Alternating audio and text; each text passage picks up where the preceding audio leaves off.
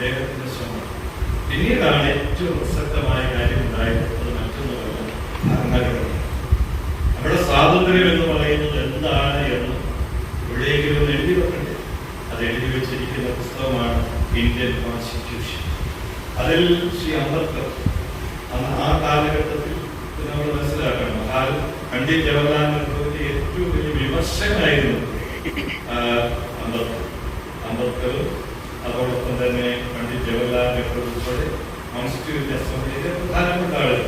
കേരളത്തിൽ നിന്നും നമുക്കറിയാം പി ടി ചാക്കോ, അന്ന് അദ്ദേഹം അതിന്റെ കൺസൾട്ടേഷൻ കമ്മിറ്റിയിലെ അംഗമായിരുന്നു. ഇന്ത്യയിലെ പ്രതിഭാശാലികൾ ദീർഘകാലമായി സിറ്റിംഗുകൾ നടത്തി ജനങ്ങളുടെ പബ്ലിക് ഡോക്യുമെന്റ് ആയി കൊടുത്തു, ജനങ്ങൾക്ക് മുഴുവൻ അഭിപ്രായം പറയാൻ അവസരം ഉണ്ടാക്കി കൊടുത്തു. അങ്ങനെ എഴുതി ഉണ്ടാക്കിയതാണ് ഇന്ത്യൻ കോൺസ്റ്റിറ്റ്യൂഷൻ. ആ കോൺസ്റ്റിറ്റ്യൂഷന്റെ പിൻബലമാണ് നമ്മുടെ സ്വാതന്ത്ര്യം. അത് എഴുതി വെച്ചിരിക്കുന്ന സ്വാതന്ത്ര്യം എവിടെയെങ്കിലും ഹനിക്കപ്പെട്ടാൽ അവിടെ ഇന്ത്യ രാജ്യത്തിന്റെ അസ്വസ്ഥതകൾ ആരംഭിക്കും. അതൊരു പൗരനാകാം, ഒരു സമൂഹത്തിനാകാം, ആർക്കും ഉണ്ടാകുന്ന അത്തരം നിഷേധങ്ങളെല്ലാം നമ്മുടെ രാജ്യത്തെ സംബന്ധിച്ചിടത്തോളം ചെറുതല്ല, വലിയ ആഘാതം. ഈ കാലഘട്ടത്തിൽ കുറേയേറെ അത്തരം ചർച്ചകൾ നമ്മുടെ ഇടയിലുണ്ട്. എന്തുകൊണ്ടെന്ന് ചോദിച്ചാൽ, ഭരിക്കുന്ന ആളുകൾ ഭരണഘടനയെ മുൻനിർത്തി തന്നെ ഭരിക്കാൻ ബാധ്യതപ്പെടും. അത് നിയമനിർമ്മാണം നടത്തുന്ന ആളുകൾ, അത് ഇംപ്ലിമെന്റ് ചെയ്യുന്ന ഏജൻസി, അതൊക്കെ ഗവൺമെന്റുമായി ബന്ധപ്പെട്ടു.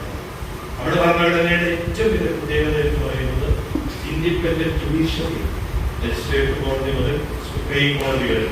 ഞങ്ങൾ അഭിഭാഷകരായിട്ടുള്ള ആളുകൾക്കറിയാം, ആ സാഹചര്യങ്ങൾ ധാരാളം. കോടതികളെ സ്വാധീനിക്കുവാൻ കഴിയുന്ന തരത്തിൽ നിഷ്പക്ഷവും നീതിപൂർവമായി നിൽക്കേണ്ട കോടതികൾ ലക്ഷ്യം പിടിക്കുന്ന നിരവധിയായ കാര്യങ്ങൾ ഈ കാലഘട്ടത്തിൽ ഉണ്ടായിരുന്നു.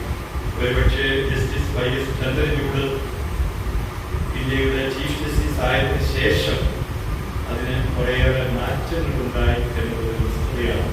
അതുപോലെയാണ് ഇന്നിപ്പോൾ ചർച്ച ചെയ്യുന്ന പ്രധാനപ്പെട്ട കാര്യമാണ് ഇലക്ഷൻ കമ്മീഷൻ.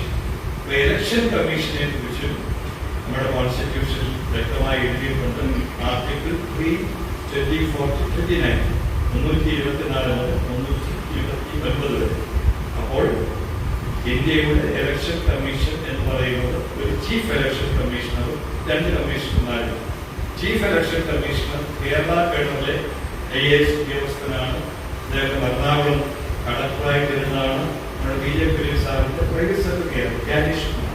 ഞങ്ങൾക്കൊക്കെ ഒരു സമയത്ത് വളരെ അടുത്ത ബന്ധമുണ്ടായിരുന്ന വിടുപെടുത്തലായ ഒരു ഉദ്യോഗസ്ഥൻ. അതേപോലത്തെ 2 കമ്മീഷണർമാരും ഉണ്ട്. ആ 3 പേർക്ക് ഇഷ്ടമുള്ള പോലെ തീരുമാനിക്കാനല്ല, അവർ കോൺസ്റ്റിറ്റ്യൂഷൻ ഭരണഘടന അനുസരിച്ച് പ്രവർത്തിക്കാനാണ് അവർക്ക് ഉത്തരവാദിത്വം. അതുപോലെ നമ്മുടെ നീതിന്യായ വ്യവസ്ഥയ്ക്ക്, ഇന്ത്യയിലെ ഇൻഡിപെൻഡന്റ് ജുഡീഷ്യറിക്ക് ഒരു പ്രത്യേകത കൂടിയുണ്ട്. Custom and president is more powerful than pretender. അതാണ് നമ്മുടെ പാരമ്പര്യങ്ങളും കീഴ്വഴക്കങ്ങളും എഴുതി വെച്ച നിയമങ്ങളെക്കാൾ ഏറ്റവും ശക്തമാണ്. അതാണ് പാലിക്കപ്പെടുന്നത്. ശക്തരാൻ കൗർ എന്ന് പറഞ്ഞ 2 പേര് എഴുതിയ പുസ്തകമാണ്. പാർലമെന്റും നിയമസഭകളും നിയമനിർമ്മാണത്തിന് വേണ്ടിയുള്ള ചെറുതും വലുതുമായ കാര്യങ്ങൾ, അതിനെന്തെങ്കിലും തർക്കമുണ്ടെങ്കിൽ ആധികാരിക രേഖയായി റെഫർ ചെയ്യുന്നത് അതാണ്. അപ്പോൾ തെരഞ്ഞെടുപ്പ് കമ്മീഷന്റെ കുറിച്ച് പ്രത്യേകം എഴുതിയിട്ടുണ്ട്. It is an autonomous and independent body. സ്വയം ഭരണമുള്ള സ്വതന്ത്രമായി പ്രവർത്തിക്കേണ്ട ഒരു ബോഡിയാണ് ഇലക്ഷൻ കമ്മീഷൻ. രണ്ടാമത് അവരുടെ ഡ്യൂട്ടി എഴുതി വെച്ചിട്ടുണ്ട്, to conduct free and fair election. നിർഭയവും നീതിപൂർവമായ തെരഞ്ഞെടുപ്പ് നടത്താനാണ് അവർക്ക് ബാധ്യതയുള്ളത്. അതുപോലെ ഇൻഡിപെൻഡന്റ് ജുഡീഷ്യറിയും ഈ സമയത്ത് ചർച്ചയായിരിക്കുന്ന തെരഞ്ഞെടുപ്പ് കമ്മീഷനെ കുറിച്ച് സാമ്പത്തികമായി ഇവിടെ സൂചിപ്പിച്ചതാണ്. അത്തരം കാര്യങ്ങളൊക്കെ പബ്ലിക് ഡൊമൈനിലാണ്. ബീഹാറിലെ കാര്യങ്ങളെ സംബന്ധിച്ച് അത് സുപ്രീം കോടതിയുടെ പരിധിയും. അപ്പോൾ നമുക്കറിയാം, ഇനി വ്യക്തികൾക്ക് നമുക്ക് എന്തെങ്കിലും ബുദ്ധിമുട്ട് വന്നാൽ നമുക്ക് നമ്മുടെ പേഴ്സണൽ റൈറ്റ്സ് എവിടെയെങ്കിലും ഹനിക്കപ്പെട്ടു എന്ന് തോന്നിയാൽ നമുക്ക് ഉടനെ പോകാവുന്ന സ്ഥലം ഹൈക്കോടതി.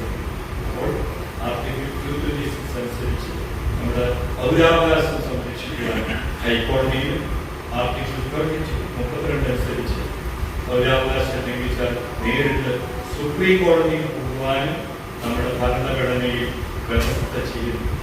നമുക്കിപ്പോൾ ഒരുമിച്ച് ക്രൈസ്മസ് ക്ലബായിട്ട് ഒരുമിച്ച് കൂടാൻ കഴിഞ്ഞത് ഈ കോൺസ്റ്റിറ്റ്യൂഷൻ നമുക്ക് തരുന്ന കാര്യങ്ങൾ. നമ്മുടെ അഭിപ്രായങ്ങൾ മറ്റുള്ള പബ്ലിക് ട്രാങ്ക്വിലിറ്റി, നമ്മുടെ സമൂഹത്തെ തെറ്റായി ബാധിക്കാത്ത ഏത് കാര്യം പറയാനും പ്രവർത്തിക്കാനും അച്ചടിക്കാനും പ്രൊപ്പഗേറ്റ് ചെയ്യാനും ഒക്കെയുള്ള അവകാശം നമുക്ക് ലഭിച്ചിട്ടുള്ളത് ഈ കോൺസ്റ്റിറ്റ്യൂഷനിൽ. അതുകൊണ്ട് എൻ്റെ വ്യക്തിപരമായ അഭിപ്രായം ഞാൻ പങ്കുവെക്കട്ടെ. ഇന്ത്യയിൽ ഈ ഭരണഘടനയ്ക്കുണ്ടാകുന്ന ഏതെങ്കിലും തരത്തിലുള്ള ആഘാതം നമ്മുടെ നിലനിൽപ്പിനെ, നമ്മുടെ തലമുറകളുടെ നിലനിൽപ്പിനെ ഗുരുതരമായി ബാധിക്കും.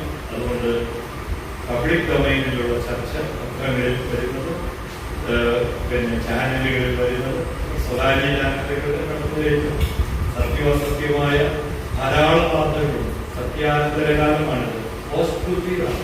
അതുകൊണ്ട് വരുന്ന വാർത്തകൾ ശരിയോ തെറ്റോ എന്ന് നമുക്ക് പോലും നിർണ്ണയിക്കുവാൻ കഴിയാത്ത തരത്തിൽ വാർത്തകളുടെ പൂമ്പാരവും സന്ദർഭങ്ങളും ഈ കാലഘട്ടത്തിൽ ഉണ്ട് എന്നുള്ളൊരു വസ്തുതയാണ്. അപ്പോഴും നമ്മുടെ ഒരു ജാഗ്രത, നമ്മുടെ കോൺസ്റ്റിറ്റ്യൂഷനെ കുറിച്ച് അതിൽ എഴുതി വെച്ചിരിക്കുന്ന കാര്യം, നമ്മൾ അതുവഴി ഇന്ന് അനുഭവിക്കുന്ന നന്മകൾ ഇതൊക്കെ നമ്മൾ നഷ്ടം വരാതെ തലമുറകളിലേക്ക് പകർന്നു കൊടുക്കുവാനുള്ള ഉത്തരവാദിത്വമുണ്ട്. അത്തരമൊരു ജാഗ്രതയുടെ കാലഘട്ടം കൂടിയാണ് ഇതെന്ന് പറയുവാൻ ഞാൻ ആഗ്രഹിക്കുന്നു. ഞാൻ വ്യക്തമായിട്ടൊന്ന് പറയുവാൻ ആഗ്രഹിക്കുന്നതാണ്. അപ്പത്തെ സാധനം പറഞ്ഞത് തട്ടും മുട്ടുമൊക്കെ ദുരിതാത്മകത്തൊക്കെ വരുമ്പോൾ ഒരു കല്യാണത്തിലായാലും ഏതിലായാലും ഒക്കെ ഒരു ശക്ത ഓർമ്മകൾ അല്ലേ വരുന്നത് സ്വാഭാവികമാണ്. ഈ കാലഘട്ടത്തിലെ നമ്മുടെ ഏറ്റവും വലിയ ദൗത്യം ഞാൻ